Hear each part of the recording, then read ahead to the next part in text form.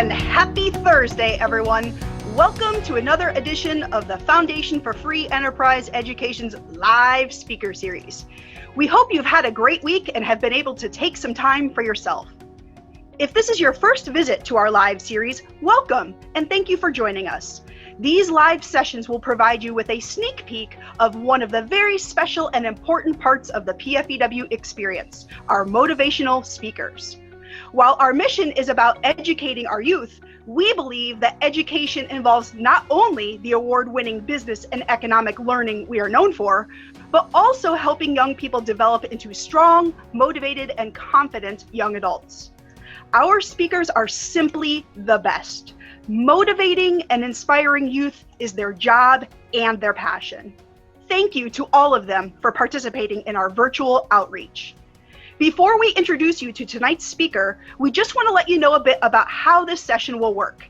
As you listen to tonight's message, if you have questions or comments, feel free to share them with us in our Q&A box. We will be monitoring your questions and get to as many of them as possible after our speaker's remarks. Please note that questions or comments can be sent anonymously, so don't be afraid to share your thoughts. Since this event is being held as a webinar and not a meeting, we understand that one-on-one conversations between our speakers and the audience is difficult. Therefore, at the end of this event, we are excited to offer an open virtual meet and greet session using a separate meeting link.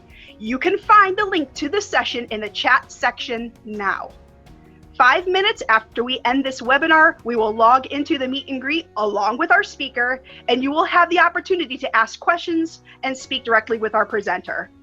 This session will not be recorded, so please know that the conversations during the meet and greet will not be shared. We hope you will join us there. So thank you for participating. We look forward to gathering every Thursday evening through the summer.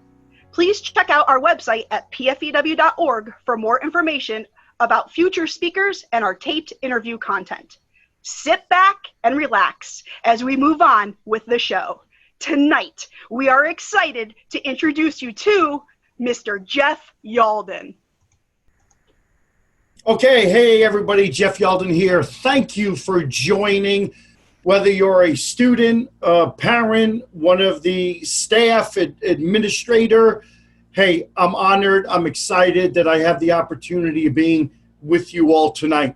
Tonight's message, it's okay to feel the way you do. I'm a man that lives with mental illness. I live with mental illness proudly. I'm diagnosed with major depression, bipolar type 2, and post-traumatic stress disorder. And so why do I tell you that? My life has significantly changed the more aware that I have become of myself. One of the questions that I like to ask my audience is, who's the hardest person to get to know? And whether I'm working with teenagers, I'm working with teachers, I'm working with mental health professionals, military, law enforcement, the FBI, doctors, nurses, everybody says ourselves. And so one of the things that I want to really emphasize to young people today, get to know who you are. How do you do that? Spend time looking at yourself in the mirror. Ask better questions. Be comfortable with who you are not and stop trying to be someone who other people might want you to be and you're trying to fit into this bubble. I think this pandemic that we're living through, the change that we're all having to, let me say, deal with, as difficult as it has been, and I can speak because it's been difficult for me, it's been difficult for my family, it's been, everything's changed. However, I will tell you it's probably one of the greatest things that's ever happened to me personally. Because change is the only constant in life. And you have a choice. You can either fight it or you can accept it and learn to work with it. I think life is about perspective, the way you see things. And I think the way you and I see things needs to definitely change. So as I sit here tonight sharing a message with you about, listen, I'll be honest with you. It's okay to feel the way you feel. My message tonight is not just about mental health. My message tonight really is about life. You don't have to live with mental illness or be living with depression or bipolar or anxiety. You don't need to be overwhelmed. This is a message for whether you're 8 or 80 years old. I'm talking to you about life. And before anything, I think it comes down to a mindset. You're either the victim in life or you're the victor. You go through situations, circumstances, changes in life, conditions. You're either bitter or you choose to become better. That's the mindset. That's your choice. You either have a fixed mindset or you have a growth mindset. And if I could say anything to you tonight, I want to be able to inspire you to change the mindset from a fixed mindset. The fixed mindset is like, yeah, I know. It's like we push away our parents, we push away our teachers, we push away our coaches. Like, yo, you don't know me. You don't walk in my shoes. You ain't ever been where I've been. You don't got to see what I see, do what I do. A fixed mindset, your potential is basically capped because you're like, I know already. Stop. I'll tell you what you know. You know what you know. And you don't know what you don't know. Simple as that. I know that I don't know much, but I have a growth mindset, meaning I want to learn every day. I want to be, I'm a 1% guy. If I could be 1% better today than I was yesterday, if I can be a 1% better speaker, 1% better husband, 1% better father, 1% better business guy, just 1%. And you're like, well, Jeff, I mean, that's not much. It's not much to young people who live in the here and the now. But life is not in the here and the now. It's another thing that we need to start to understand. And with the shift that we're going, this perspective that you're looking at, it has to change. There is a new normal that I don't think any of us really know.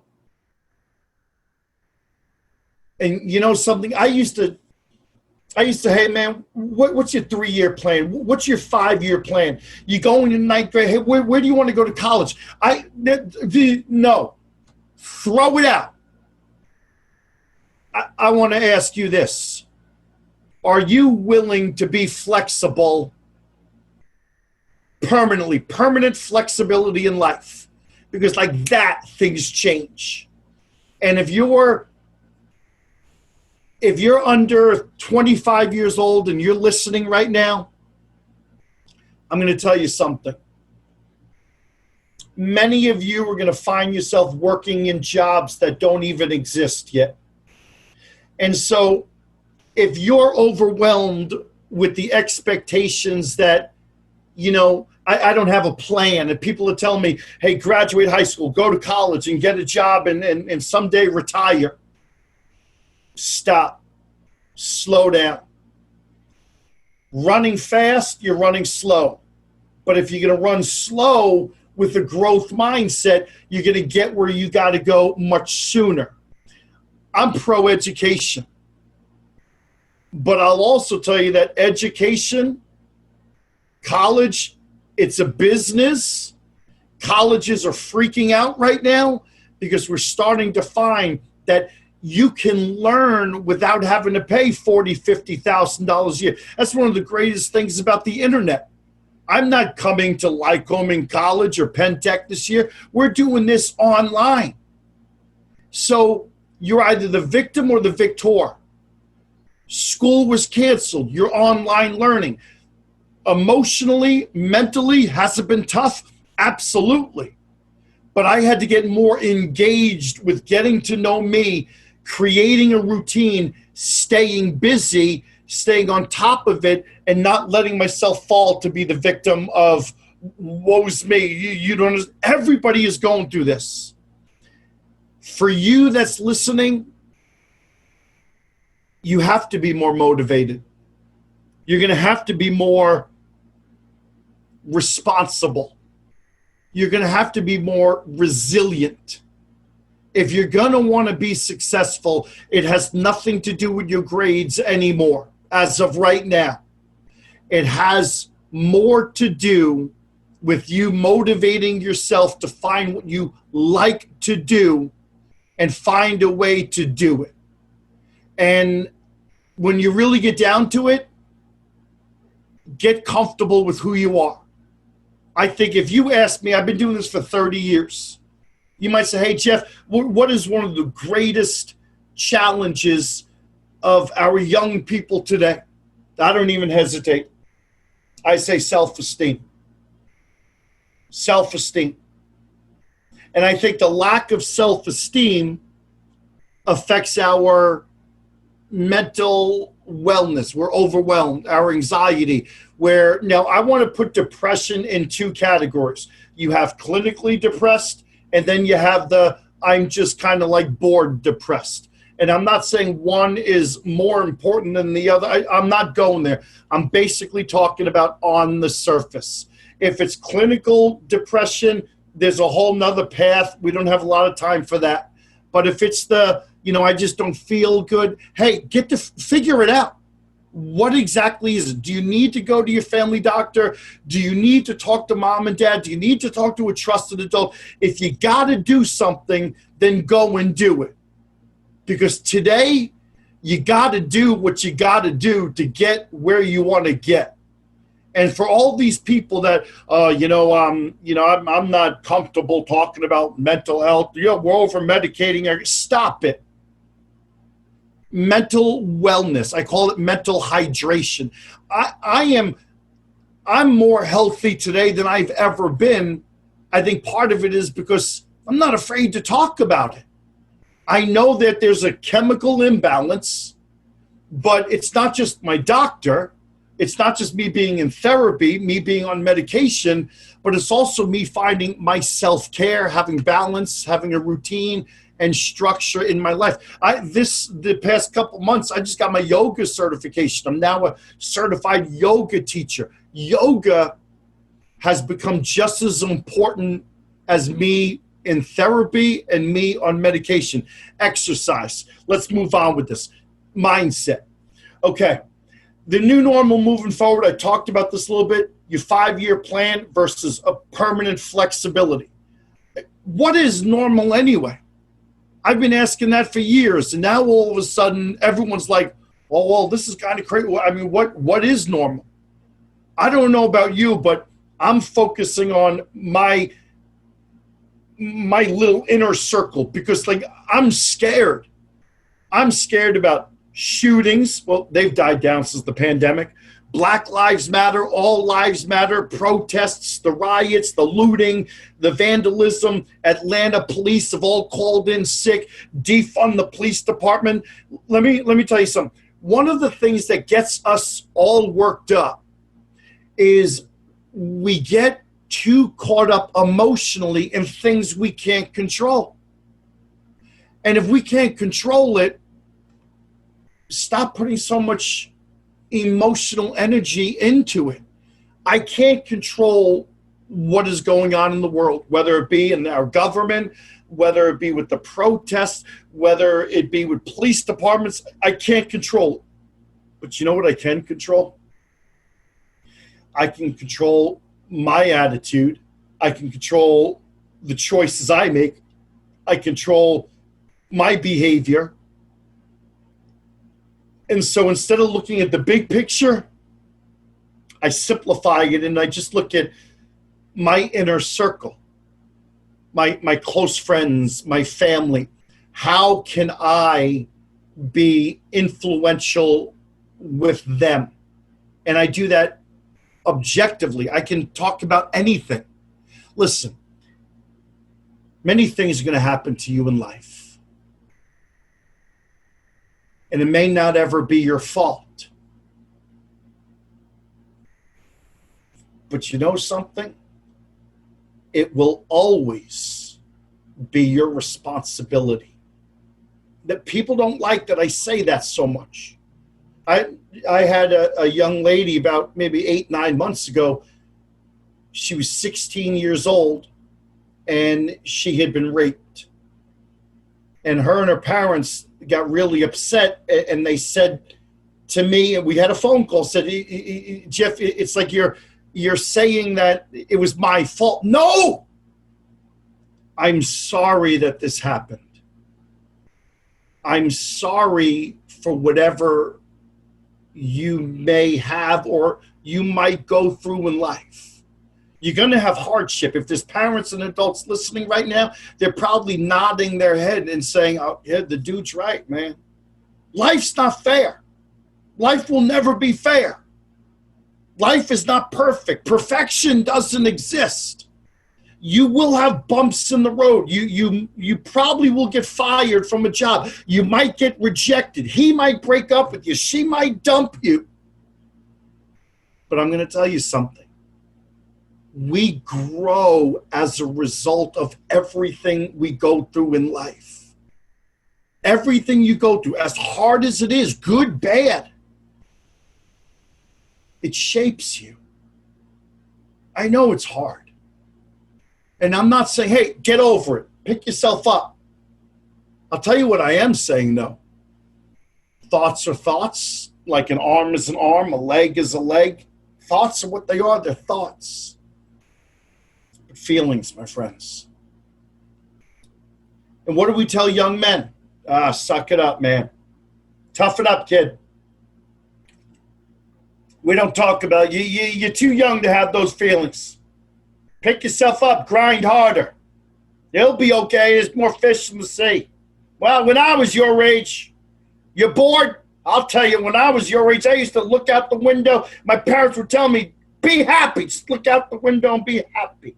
Look out the window, try and be happy. What I'm saying is growth mindset. You go through good, you go through bad. You grow as a result of it. It's not your fault. It might not be your fault, but your responsibility in how you move forward. And you're responsible. Let's simplify it. Your attitude, the choices you make, and your behavior. And let's simplify it again. Do you have the victim mindset or do you have the victor mindset? Are you worried about what people might think? So if emotionally you're worried that someone might look at you differently because you are going to a therapist, listen, you're letting them win. Why? You matter. Their opinion doesn't. You have a better relationship with your parents, so you're able to have these conversations. That is a great thing. You going to ask for help, that's a great thing. Let that be the normal, whatever normal is. Okay, so why is this important? Mental health begins with your thoughts. Your thoughts impact your feelings. Feelings impact your behavior, and your behavior affects your thoughts, and a positive attitude drives positive behavior, and that positive behavior usually results in a positive outcome. That's your mental health. You matter. And I'm just like you. There are things that trigger me. Like today, I'm in Home Depot.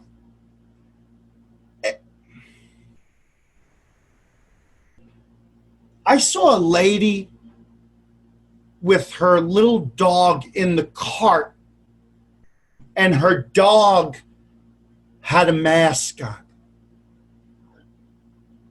And I was like,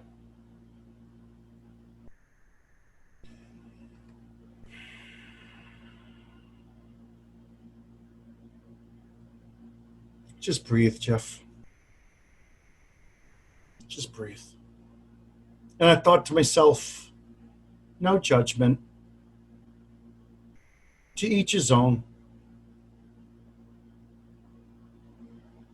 I'm proud of myself because the old Jeff would have been like, she's crazy. Flat out crazy. But getting to know me, grace. I love the word grace. many years ago, I never really knew what it meant until I'm in an assembly and there's this kid shining a laser in my eyes. And so bipolar Jeffrey stops the talk, and I look at the kid and I'm like, what are you, stupid? Apparently, if you call kids stupid, that offends people. But Judge Judy does it all the time. You watch Judge Judy? I love Judge Judy. She's like awesome. But I offended everybody. Make a long story short, I'm talking to Dad. I'm apologizing. Sir, I'm sorry. I'll never forget what Dad said to me. Dad said, it's okay. Listen, Mr. Jeff, I hope someday you become a man of grace as a result of this. I got off the phone. I was like, okay, what is grace? When you're willing to ask the question, when you're willing to look at yourself in the mirror, the answer will come. And don't fight it. Don't fight it. Embrace it. Grow every day. So grace to me is when you take that love and compassion that's in your heart and you combine it with the power and strength of your belly and you mix the two.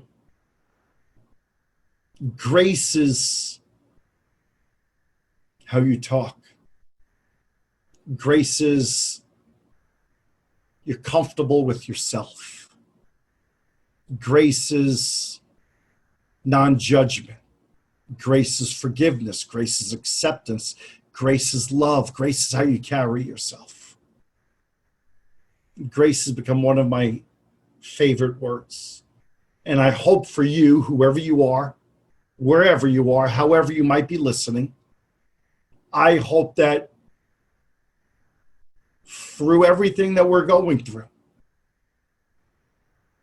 we really learn to just find grace and compassion and empathy for people that are really struggling.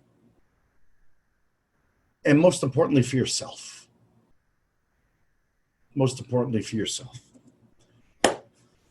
My concern for today's youth, parents, our school communities is our mental well-being. Our mental well-being. We're overwhelmed. We're anxious. We're stressed. We feel like we're alone. We feel like we're a disappointment. Vaping, drinking, self-harm is on the rise.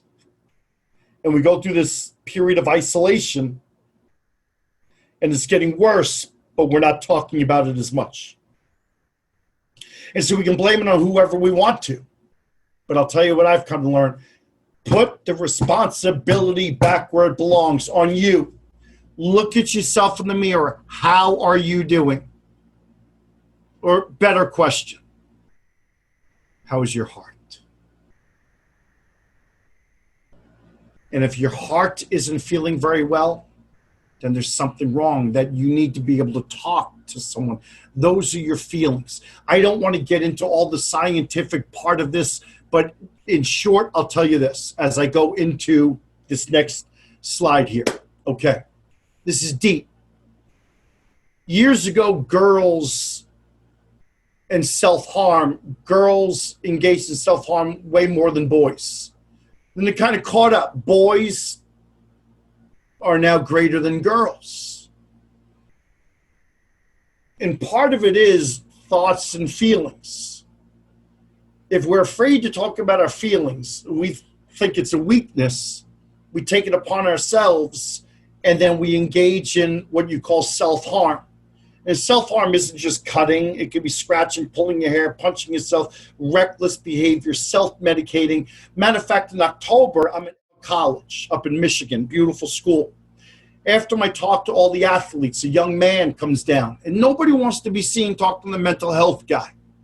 And so all of a sudden, this guy's looking around, and he sees that everyone has kind of dispersed. He comes up to me, he says, "Hey, Mr. Yalden," puts out his hand, and I put out my hand. "Hey, nice to meet you." He says, "Hey, my name is so-and-so." He was a senior. He was the captain of the football team. He says to me, he says, Jeff, can I ask you a question? I says, yeah. He said, you were an athlete growing up.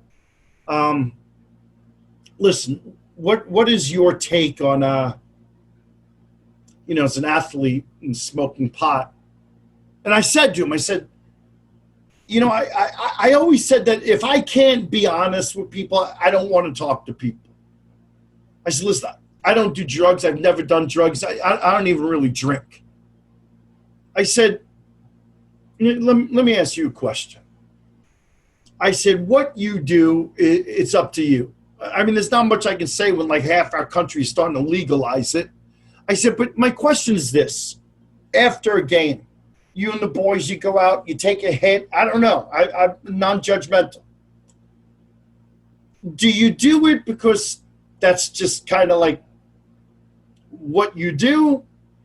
Or do you do it because it masks a feeling that if you didn't do it, that anxiety and stress, that feeling is overwhelming? It's like you want to do something to get away from it, like putting a Band-Aid. He's like acknowledging me. And he's like, yeah. I said, so there's some stuff going on that you want to avoid and you want to feel good for the time being. He said, well, yeah, I'm a senior. I'm having trouble at home, my family, and, my girlfriend and I. I said, okay. I said, can I ask you another question? I said, if I can give you in a healthy way what you're getting in an unhealthy way, would you be interested in what I have to say? He says, yeah. I said, when you go to college, you get free counseling on campus. I said, why don't you talk to someone? And like most people, I don't know how. What if he said to me, so what if his team finds out?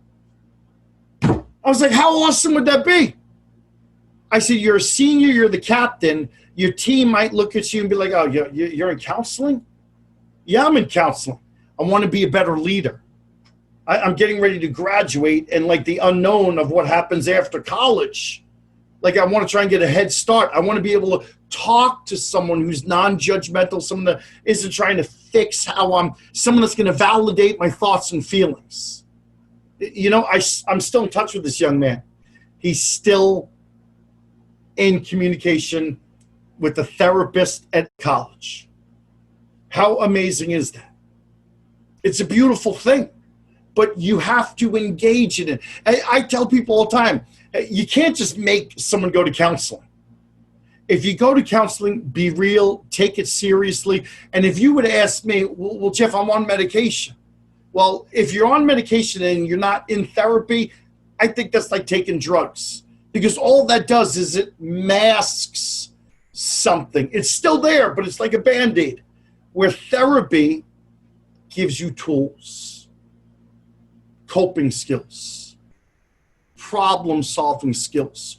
You become more understanding of why you might think how you think. I'm going to tell you something personally. I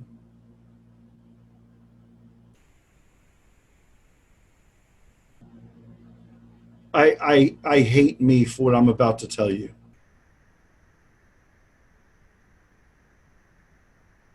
But what I'm about to tell you has taken me a long time to forgive myself. And although I have forgiven myself, I still don't like that I did it. My greatest regret in life at 50 years old is that I have hurt people in the path of me getting to know who I am. 8 years ago, when my wife at the time was coming home from the hospital after having a full hysterectomy, pick her up at the hospital that morning. I drove her home. She had a note from the doctor. And that note said, 30 days, no work, no exercise, no cooking, no shopping, 30 days bed rest. We pull in the driveway. Get out of the car, I walk around, I I open her car door and I help her upstairs. And I get her settled in bed, and I said to her, I says, Marcia, can I get you anything? She says, no, I'm good, thank you.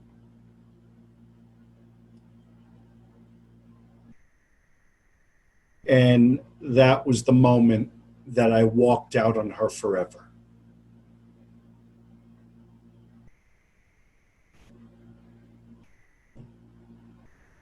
You might be judging me right now.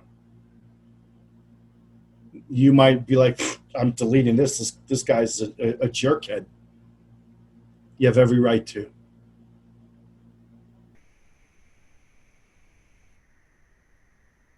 You ever say something you wish you didn't say, or done something you wish you didn't do? We all have, right? But you ever notice that we look at people and we hold them to a standard of excellence? We hold people to a standard that is greater than the standard that we hold ourselves to. Why? Because it's easier to look and judge others than it is to really get to know who you are. Listen, Marcia and I have a great relationship. I love her dearly. She's got a great man in her life now. I've asked for forgiveness. She's forgiven me. But you know, the hardest person to forgive is yourself. And that's taken me a little while. I want to tell you more of the story, though. And maybe you'll understand why I did some of the things that I did. Growing up, I was labeled with ADHD. We're labeling kids today with ADD, ADHD. Come to find out, it's not ADD, it's actually bipolar. I don't like when we diagnose our kids. I'd rather, let's treat the symptoms.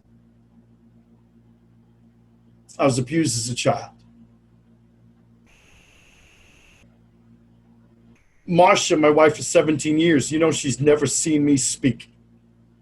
This is important. And in the beginning, it made sense. I understood. She's like, well, if I go see you speak and they laugh at you, it's going to bother me, and I'm going to feel like I want to protect you, and I can't. Yeah, I know. But 17 years? 17 years. Let's stop putting the blame on her. And let's look at what because, you know, you can blame it on your parents, you can blame it on your teachers, you can blame it on your coaches, you can blame it on friends, but at what point are you going to look at yourself and realize that you might be part of the problem?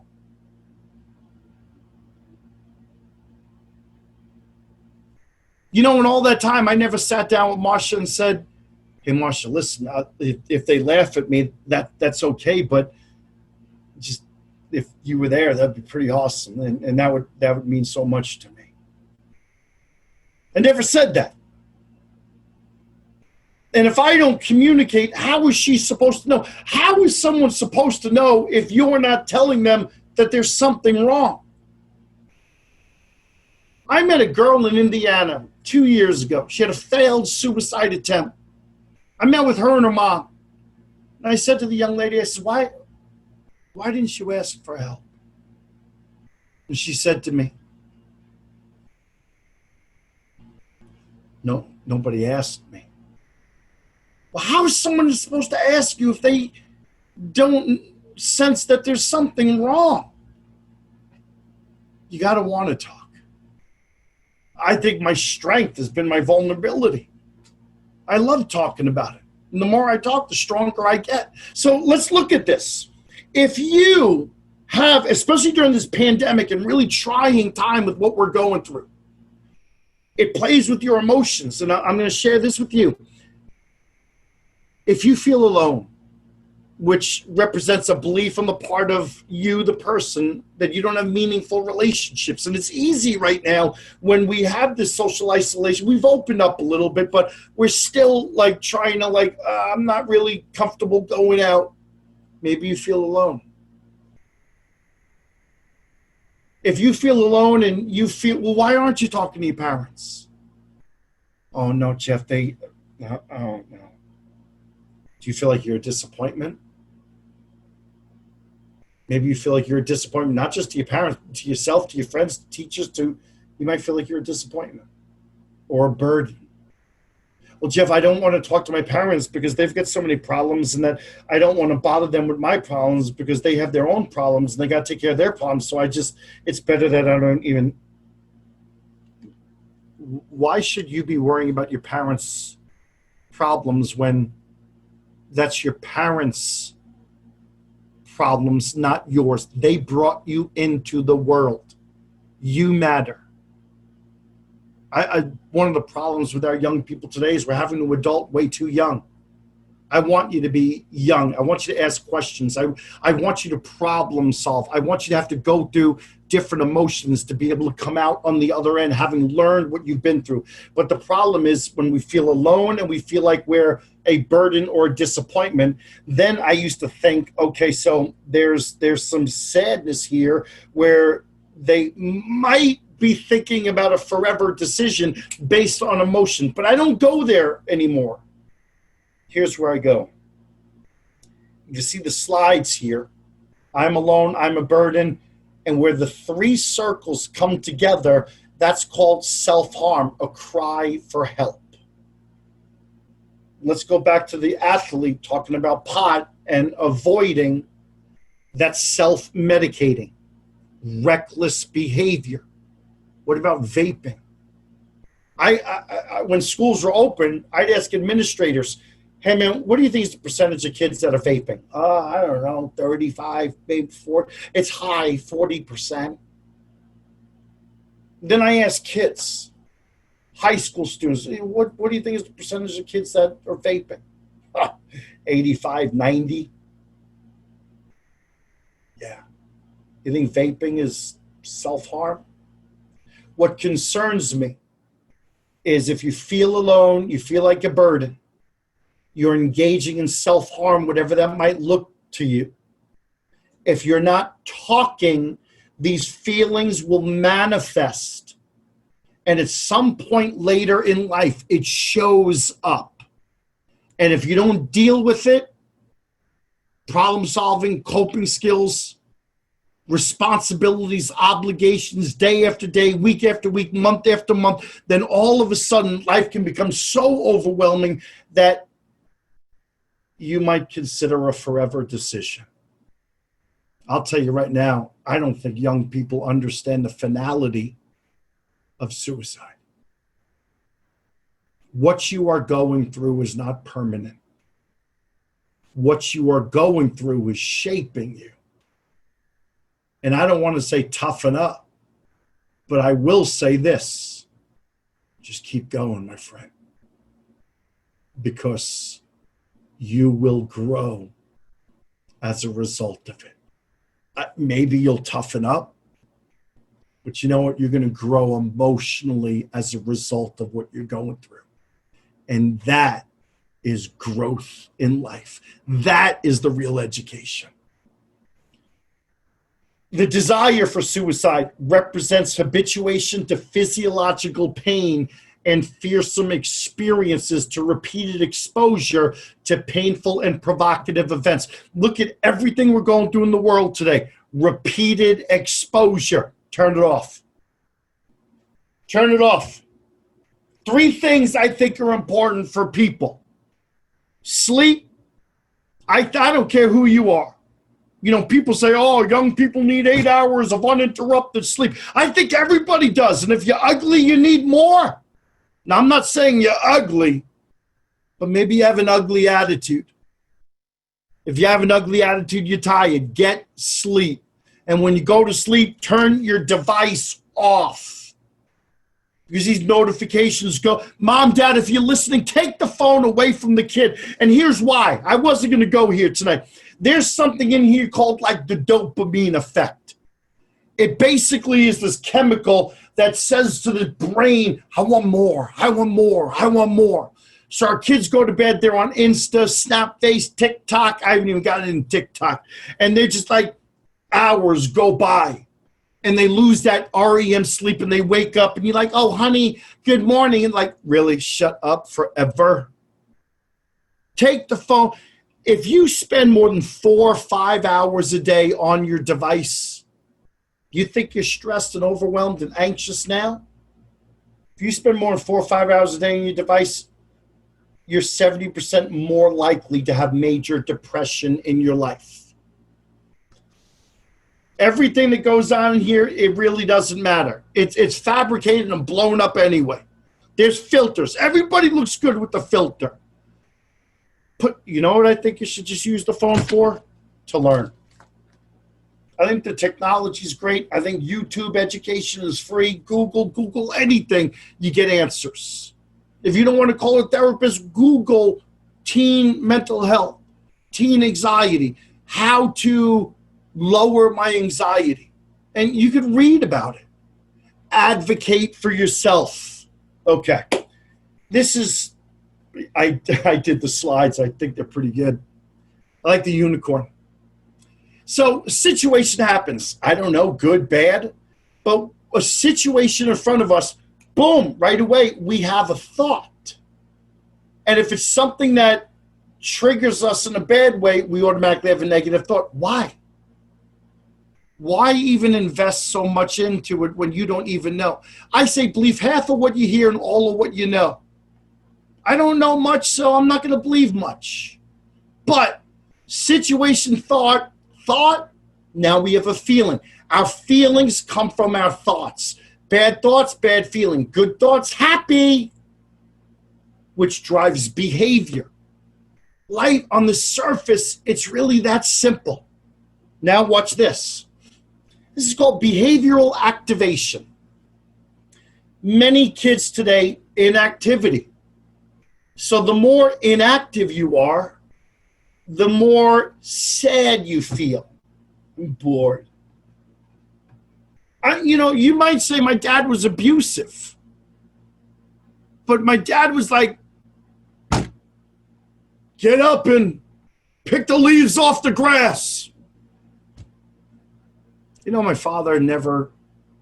father to this day has never told me he's proud of me. And the more that I've gotten to know myself, the more I've come to say, that's okay. It's okay because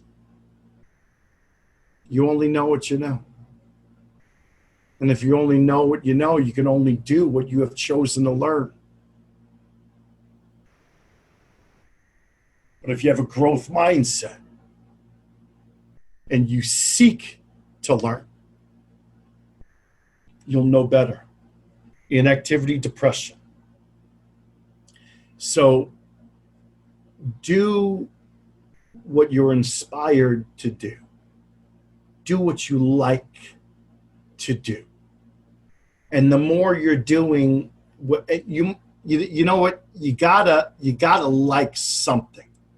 You gotta want to like to learn. You have to. And if you start doing what you enjoy doing, you're going to feel better. And so I want you to keep doing I'll simplify it like this. So my speaking career, I used to be on the road about 20 days a month. Now with this whole pandemic, I haven't traveled since like March 10th. I'm sitting in my office. I have a 2,000 square foot wood shop, and I'm in the offices. Through those windows right there, probably about $50,000 worth of power tools.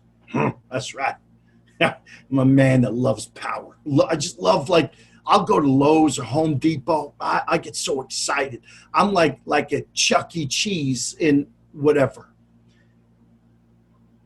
You know what I've learned to love to do? Service people. So I've been a handyman. Someone needs a new garbage disposal. They call me, I go fix it.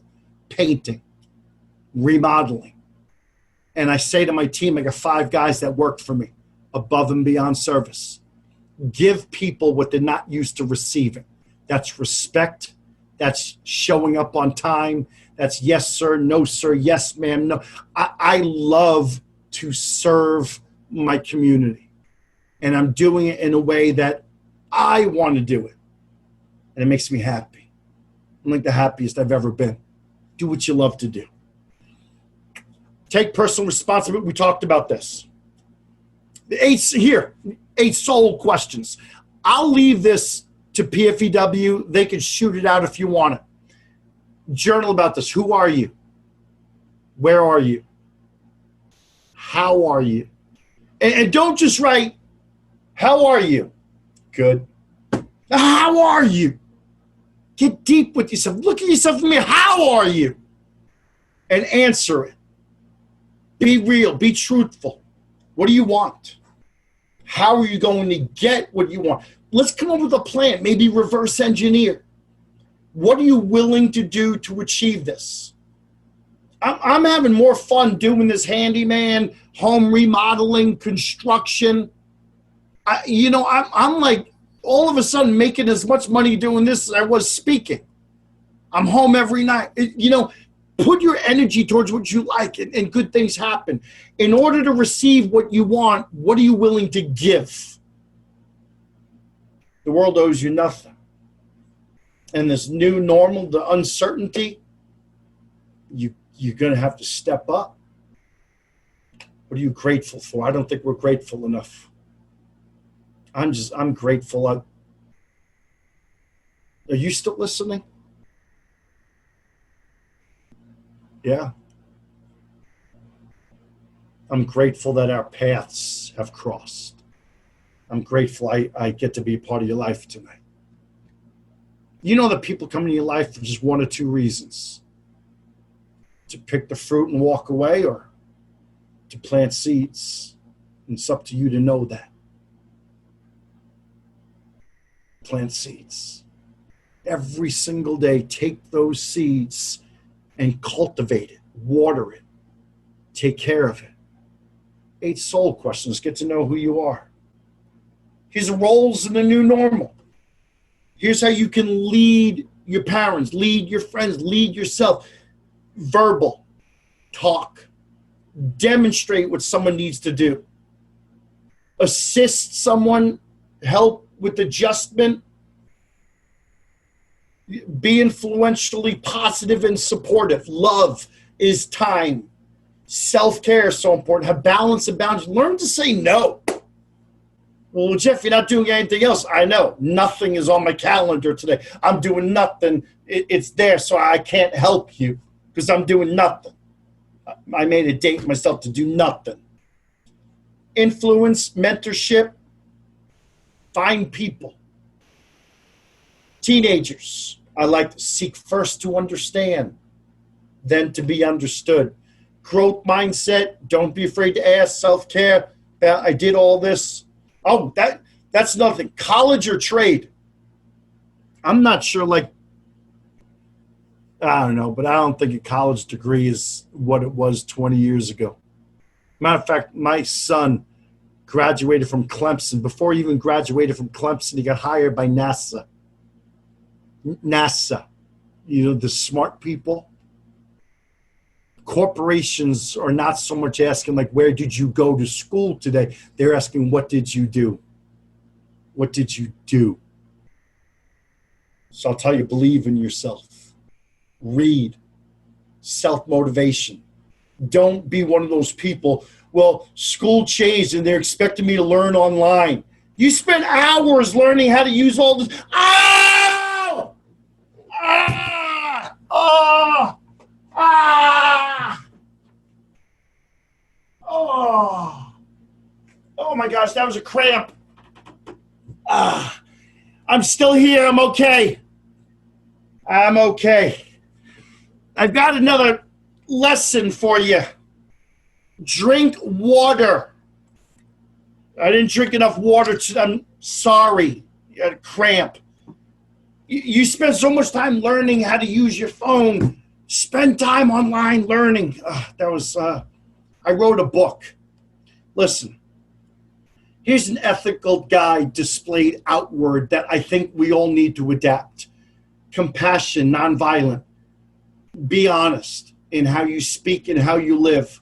Non-stealing, taking people's energy, taking people's time, being the victim. Self-control, moderation, balance, boundaries. Lose your attachment to things. or feelings, thoughts, wants. Be content with what you have. Ethical displayed inward towards yourself, how you treat you. Purity, cleanliness. Contentment, be at peace. Self-discipline, self-study, get to know who you are. Study yourself. How can I be a better person? What do you got to do? Surrendering to a higher power. I'm not necessarily talking to God. A higher power could be water. Surrender to water so you don't dehydrate. Put some crystal light in it too, or lemon. It's good.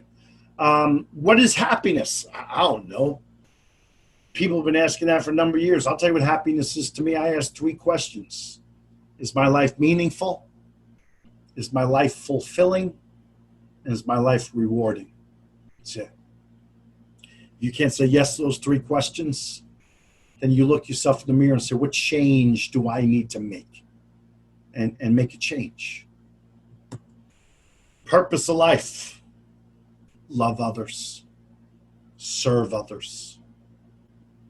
I don't know. I live with mental illness, so I don't get too deep with that. I just want to love people. That's it.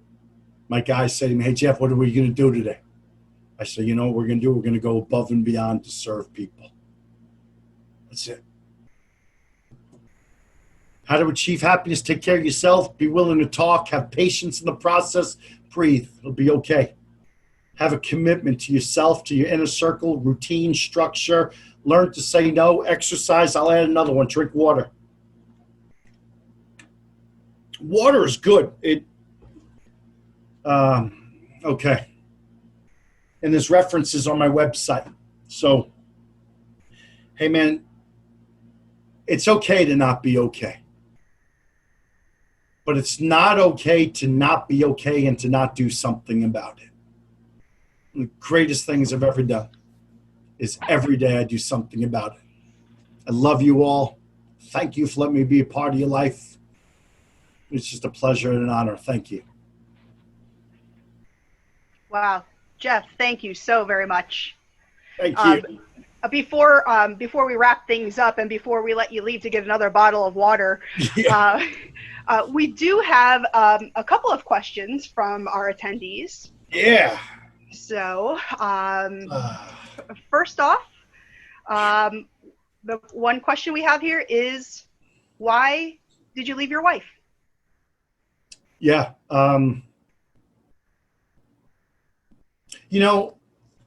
Michelle, first, whoever asked that question, I want to say thank you. And I want to say thank you because that's not an easy question to ask someone. And you're not offending me. I appreciate you having the courage to ask such a deep question. And how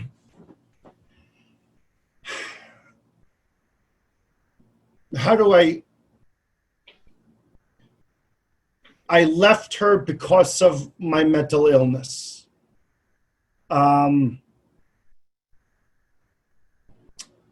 wish I knew then what I know now. However, Marsh and I have a great relationship, and we have both grown so much as a result. And we both say through it, we had to make changes. And I'm not. Listen, I take a lot of the responsibility. I'm not saying, what she may have done wrong. She knows that there were things that she didn't do. I think one of the biggest things is communication, but I was selfish. I wasn't aware that my mental illness was as big as it really was. And I'll just say I did her wrong. And I wish I could take it back. I'm happily married. Janet knows, my wife. But listen, what I want you to understand is I want you to think before you do things. And I did. I just wasn't healthy enough. I wasn't aware. But I'll tell you something. I'm not the same person today that I was then.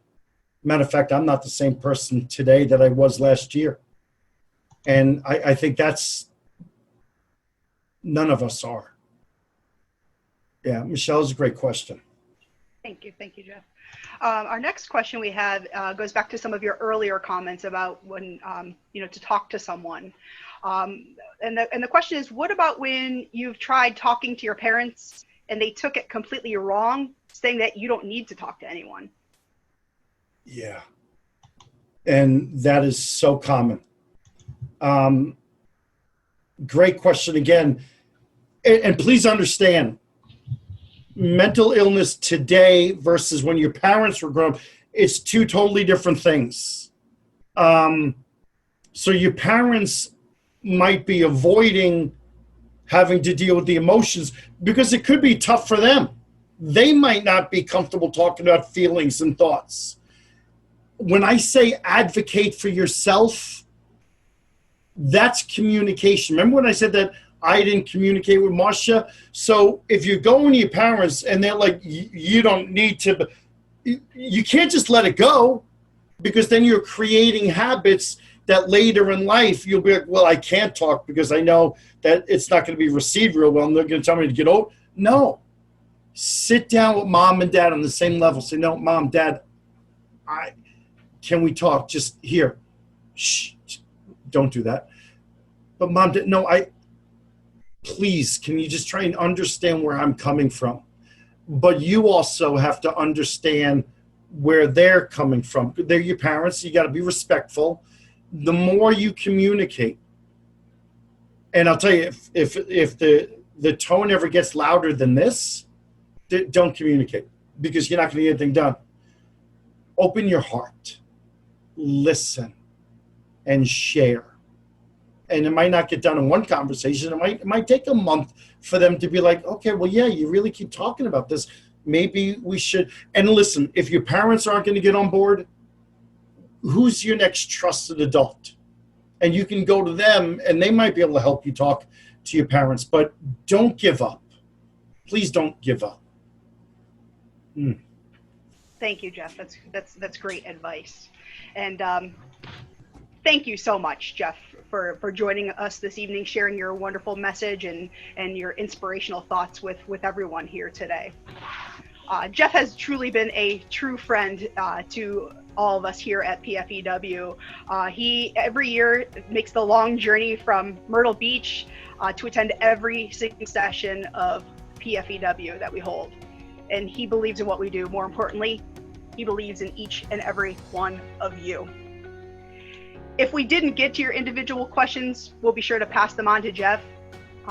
Or if you submitted them anonymously, his direct contact information is listed on our website, as well as on the following slides. You're welcome to reach out to him directly. Also, don't forget, if you wish to join our live virtual meet and greet session with Jeff in 5 minutes, the link can be found in the chat section. Make sure to copy the link now, because as soon as we stop this webinar, to start the meet and greet, this link will be gone. Simply exit out of this meeting and join using the meet and greet link. Finally, tonight's event was recorded and will be available to everyone in a few days on our PFEW YouTube page, so be sure to just subscribe today. We also want to extend a heartfelt thank you to our wonderful donors who have allowed us to offer our fantastic summer programming, including this live speaker series, our pre-taped interviews, and also our free offering of the stock market game. Thank you, everyone, for joining us. We look forward to gathering next Thursday at 8 p.m. when we will hear from Mr. David Flood. Have a great night, a safe week, and we'll see you next Thursday. Thanks, everyone.